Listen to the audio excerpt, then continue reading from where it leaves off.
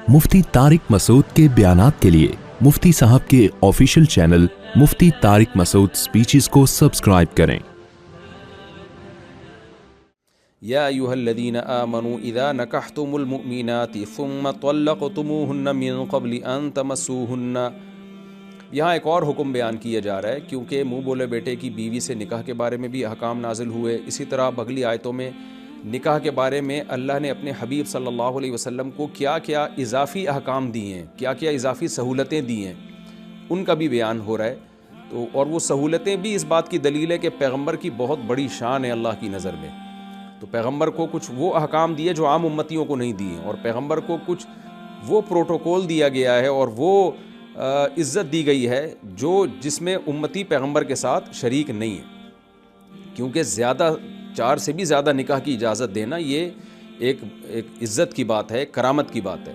तो वहाँ से ये मज़मून शुरू हो रहा है। तो पहले एक मज़मून बयान किया गया, क्या ईमान वालों, ये मज़मून तो सबके लिए है, चाहे नबी हों चाहे गैर नबी। या अय्युहल्लज़ीना आमनू, ए लोगो जो ईमान लाए हो, इज़ा नकहतुमुल मुअमिनात, जब तुम मोमिन औरतों से निकाह करो, सुम्मा तल्लक़तुमूहुन्ना मिन क़ब्लि अन तमस्सूहुन्ना, फिर उनको छूने से पहले तुम अगर उनको तलाक़ दे दो, फ़मा लकुम अलैहिन्ना मिन इद्दतिन तातद्दूनहा, तो उन और तुम्हारे लिए उन औरतों के ऊपर कोई इद्दत नहीं है जिसको तुम्हें शुमार करना पड़े।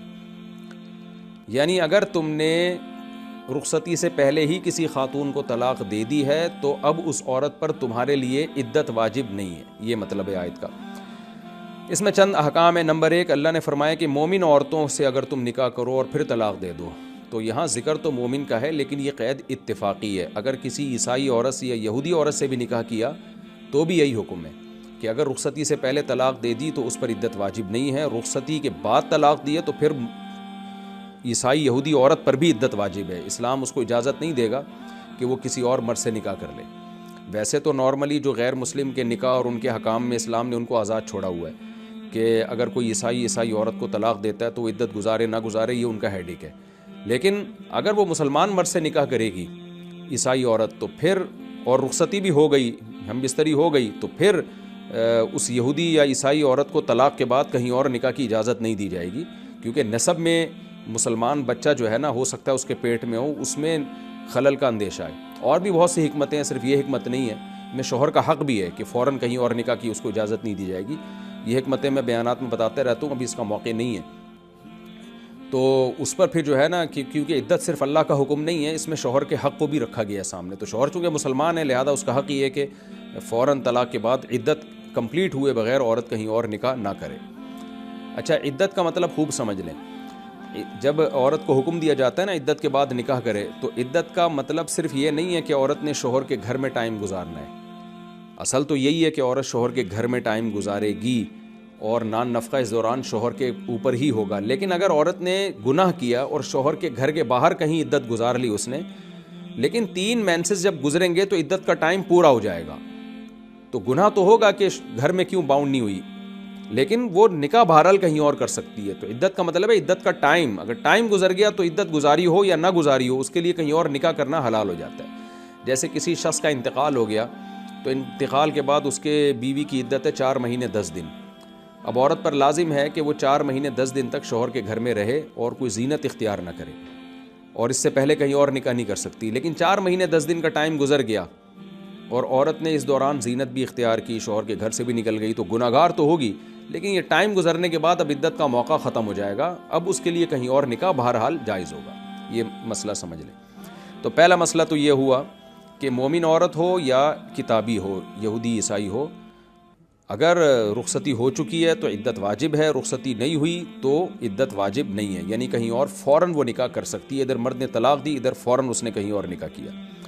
दूसरी बात ये कि यहाँ ये हुक्म नहीं दिया जा रहा कि ऐसी औरतों को तलाक़ दिया करो, बल्कि एक मसला बयान किया जा रहा है कि अगर तुमने उनको तलाक़ दे दी है, सुम्मा तल्लक़तुमूहुन्ना, फिर उनको अगर तलाक़ दे दो, यानी किसी ज़रूरत की बेस पे, क्योंकि बिला ज़रूरत तलाक़ देना शरीयत में मायूब है, अबग़ज़ुल हलाल है, हलाल चीज़ों में सबसे नापसंद अल्लाह को तलाक़ है। तीसरा हुक्म यहाँ पर यह मिन क़ब्लि अन तमस्सूहुन्ना, इससे पहले कि तुमने उनको छुआ हो।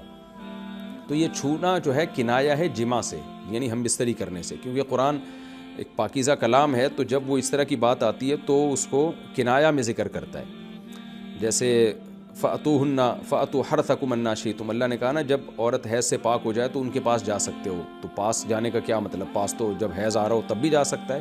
تو یہ کنایہ ہے، ان سے ہم بستری کر سکتے ہو. تو یہاں بھی مطلب ہے ان سے ہم بستری کے بغیر تم نے طلاق دے دی، تو اس لیے تو ان پر عدت واجب نہیں ہے. اب یہاں ہم بستری کا مطلب کیا ہے یہ سمجھیں. علماء نے لکھا ہے کہ جو فقہا مفسرین نے اس کی تفسیر کی ہے کہ ہم بستری چاہے حقیقتاً ہو چاہے حکماً ہو.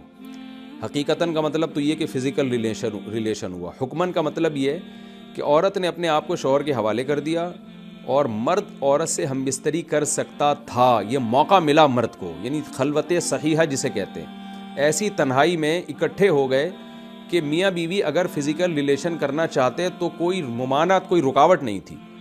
تو اگر اس کنڈیشن میں بھی وہ جمع ہو گئے، پھر بے شک ہم بستری نہ بھی کی ہو تو طلاق کے بعد عورت پر اب عدت واجب ہوگی. وجہ اس کی یہ ہے کہ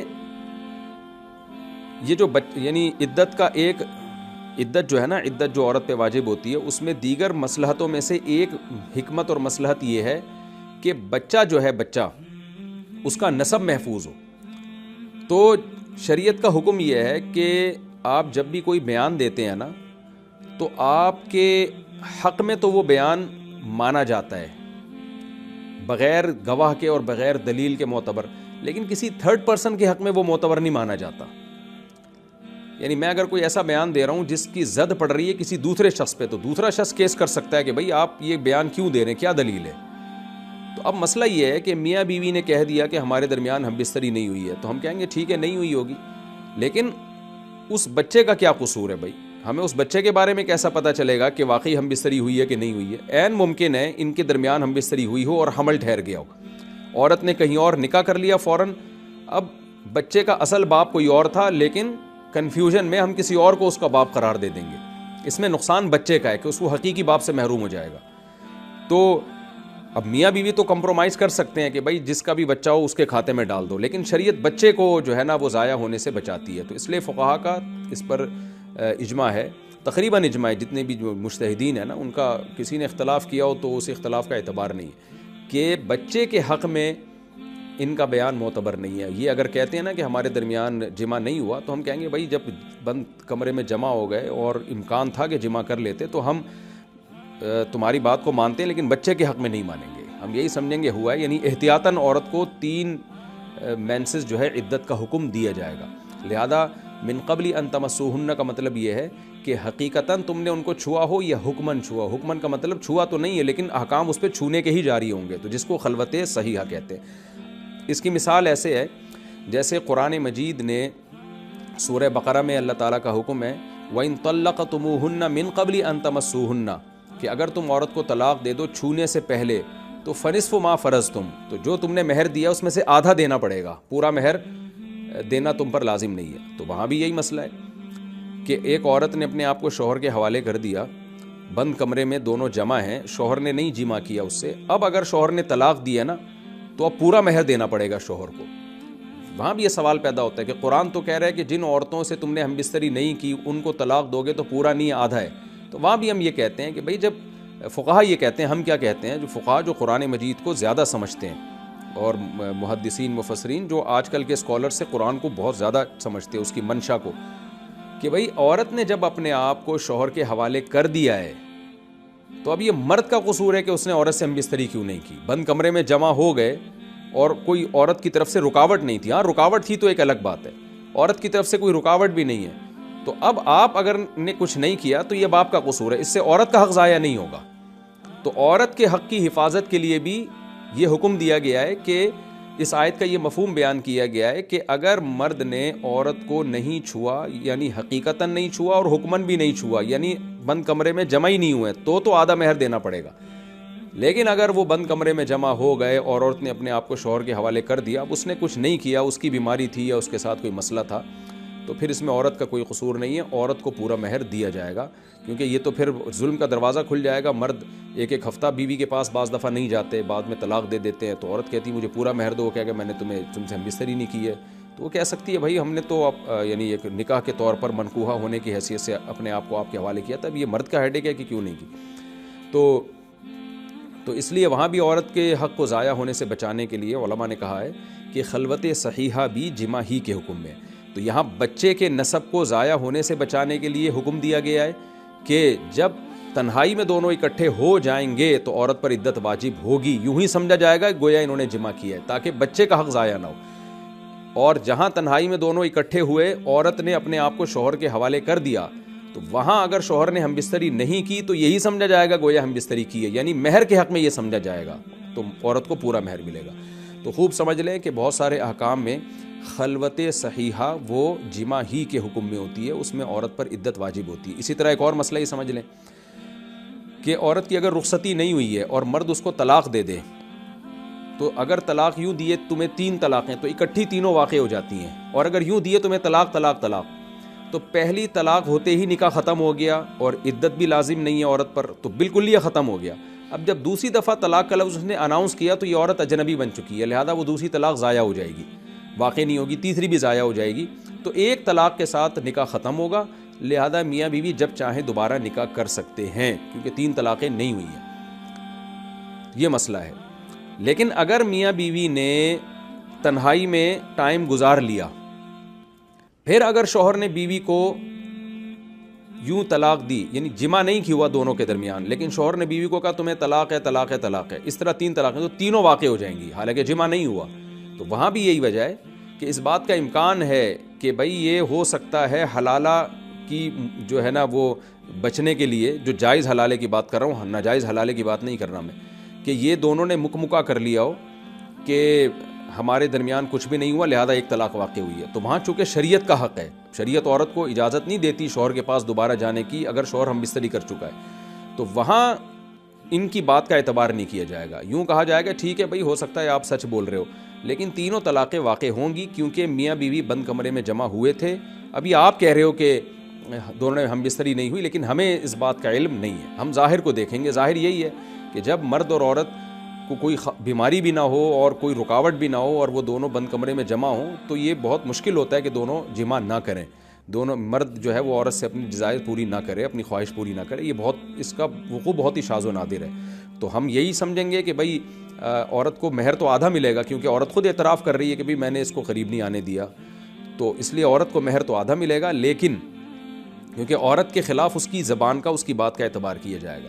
لیکن 3 طلاق کے حق میں ان کی باتوں کا اعتبار نہیں کیا جائے گا, بلکہ تینوں طلاقیں واقع ہو جائیں گی. تو یہ میں یہ بتانا چاہ رہا ہوں, جو مسئلہ سمجھانا ہے کہ خلوت صحیحہ جو ہے نا, خلوت صحیحہ, صحیحہ کا مطلب فاسد خلوت نہ ہو. بعض دفعہ تنہائی تو ہوتی ہے لیکن ہم بستری سے بہت سی چیزیں رکاوٹ بنی ہوئی ہوتی ہیں, تو اس تنہائی کا اعتبار نہیں ہے. باقی اس کے تفصیلی احکام فقہ کی کتابوں میں. تو اور یہ جو آج کل کے نئے نئے اسکالرز آ رہے ہیں, ان کو کچھ بھی بیچاروں کو نہیں پتہ ہے, نہ خلوت صحیحہ کا پتہ ہے, نہ فاسدہ کا پتہ ہے, نہ کچھ شریعتی, لیکن بنے ہوئے ہیں اور ایسے لوگوں کو قرآن کی غلط تفسیریں بیان کر رہے ہیں کیونکہ انہوں نے باقاعدہ پراپر وے میں پڑھا نہیں ہوتا. تو اللہ ان کے شر سے ہمیں محفوظ رکھے. عدت کے حکام بھی چینج کر دیے اب تو بہت سے آج کل کے اسکالرز نے, جو حالانکہ قرآن میں وہ منصوص ہیں. تو خلوت صحیحہ بھی بہت سے احکام میں ہم بستری ہی کی طرح ہوتی ہے. تو یہاں بھی یہ مسئلہ ہے کہ اگر خلوت صحیحہ کے بعد مرد نے عورت کو طلاق دی ہے تو پھر عورت پر عدت واجب ہے. خلوت صحیحہ سے پہلے اگر طلاق دے دی ہے تو پھر عورت پر عدت واجب نہیں ہے. یہ دوسرا مسئلہ ہو گیا. اب ہم تیسرے مسئلے کی طرف چلتے ہیں. فما لکم علیہن من عدت, اللہ نے فرمایا تمہارے لیے ان عورتوں پر کوئی عدت نہیں ہے.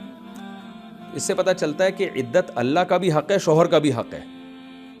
یعنی شوہر اگر مر جائے تو شوہر کا بھی حق ہے کہ اس کے لیے عدت گزاری جائے, اور طلاق دے دے تو بھی حق ہے کہ جو ہے وہ عدت گزاری جائے. وہ حق کیا ہے کہ اس کا نسب کی حفاظت, اور حداد بھی ہے. حداد کا مطلب زوال نعمت النکاح, ایک نکاح کی نعمت چھن گئی ہے اس سے. یہ بھی فقہاء کی حکمت بیان کرتے ہیں کہ شریعت میں نکاح ایک بہت بڑی چیز ہے عورت کے لیے, خاص طور پر کہ اس کا شوہر اس سے چھن گیا ہے, تو اس لیے اللہ نے اس کو سوگ کا حکم دیا ہے. ہاں البتہ طلاق رجعی اگر ہے تو پھر اس میں شوہر کے گھر میں عدت تو گزارے گی, لیکن سوگ کا حکم نہیں ہے. سوگ کا مطلب زینت اختیار کر سکتی ہے وہ, تاکہ شوہر کے دل میں رغبت پیدا ہو اور وہ رجوع کرے. آگے اللہ تعالیٰ فرماتے ہیں فمتعوہن وسرحوہن سراحا جمیلا. فمتعوہن, ہاں یہ ضرور ہے کہ مہر واجب نہیں ہے, لیکن کچھ مال و متاع ان کو دینا ہے. وہ مال و متاع سورہ بقرہ میں اس کی ڈیٹیل گزر چکی ہے. وہ معلوم متع یہ ہے کہ اگر مہر مقرر کیا ہوا تھا تو آدھا مہر دینا ہے, اور اگر مہر سرے سے تھا ہی نہیں تو ایک جوڑا دینا ہے عرف کے مطابق, جس کی تفسیر میں سورہ بقرہ میں ڈیٹیل سے بتا چکا ہوں. اور صحابہ میں عادت یہ تھی کہ بہت زیادہ مال و متاع دے دیا کرتے تھے, وہ متعوہن کو علی طلاق رکھتے تھے. اور آگے فرمایا وَسَرِّحُوهُنَّ سَرَاحًا جَمِيلًا, اور ان کو آزاد کر دو, آزاد چھوڑ دو, اچھے طریقے سے آزاد کرنا. اچھے طریقے سے آزاد کرنے کا کیا مطلب ہے کہ مہر نہ دبا کے بیٹھ جاؤ. ایک بات, کوئی اگر ان کی طرف سے تحفہ یا گفٹ ملا ہے تو جبراً اس پہ قبضہ نہ کر لو. ہوتا ہے نا کہ جو وہ یعنی لیا اس چکر میں ہوتا ہے. بعض دفعہ یہ ہوتا ہے اس کو کہیں اور شادی نہیں کرنے دے رہے ہوتے, تو یہ بھی ہے کہ اس یعنی بدنام کر کے, تو زبان سے بھی اذیت نہ دو. آج جیسے ہو رہا ہے طلاق دینے کے بعد اس مطلقہ کو اتنا ذلیل کیا جاتا ہے, اتنا بدنام کیا جاتا ہے, وہ بھی کر رہی ہوتی ہے, یہ بھی کر رہے ہوتے ہیں. تو یہ ان سب چیزوں سے اللہ نے پابندی لگائی. اور ایک اہم بات اس میں ہمیں یہ بھی پتہ چلی, اس تصریح کہتے ہیں آزاد چھوڑ دینا, تو اس سے پتہ چلتا ہے کہ عورت باؤنڈ ہوتی ہے. یہ جو آج کل کے اسکالرز آ رہے ہیں نا, جن کو نہ قرآن کا پتہ نہ حدیث کا پتہ, ترجمے تک غلط کر رہے ہوتے ہیں, جو یہ کہہ رہے ہیں کہ عورت کو بھی خلا سے طلاق لینے کا حق ہے, کورٹ سے طلاق لینے کا حق ہے. اس میں بھی نفی ہو رہی ہے کہ عورت آزاد نہیں ہوتی. جب مرد طلاق دے گا تو آزاد ہوتی ہے, تو جو آزاد نہیں ہوتا اس کے پاس کیسے رائٹ ہو گیا کہ وہ جب چاہے آزاد ہو جائے؟ تو پھر آزاد تھوڑی ہوا, پھر تو وہ مرد اور عورت اس بارے میں سیم ہو گئے. تو قرآن میں جہاں بھی خود طلاق کا لفظ, طلاق کا مطلب ہی آزادی ہے, تو مرد پہ طلاق واقع نہیں ہوتی, اس لیے کہ مرد تھوڑی عورت کا مملوک ہوتا ہے. عورت مملوک سے مراد باندیوں والی ملکیت نہیں, نکاح والی ملکیت مرد کی حاصل ہوتی ہے. تو مرد کے پاس یہ رائٹ ہے. آپ کی جو چیز ہوگی تو آپ کے پاس یہ رائٹ ہوگا کہ آپ اس کو اپنی ملکیت سے نکالیں یا نہ نکالیں, کسی دوسرے کے پاس یہ رائٹ نہیں ہے. تو عورت کے پاس تو ویسے ہی نہیں ہے یہ رائٹ. ہاں, فسخ نکاح کی چند صورتیں جو میں بتاتا رہتا ہوں جہاں خاص نوعیت کا ظلم ہو رہا, وہ ایک الگ صورت ہے. لیکن اس آیت سے بھی پتہ چلتا ہے اور طلاق کی آیتوں سے بھی پتہ چلتا ہے کہ نکاح ختم کرنے کا حق عورت کے پاس نہیں ہے, کیونکہ عورت باؤنڈ ہے, مرد اس کو آزاد کرے گا. تو آزادی کا لفظ بتا رہا ہے کہ جب مرد دے گا تو وہ آزاد ہوگی, اس سے پہلے وہ آزاد نہیں ہے, وہ نکاح کی پابندیوں میں جکڑی ہوئی ہے, گو کہ وہ پابندیاں اس کے فائدے کے لیے.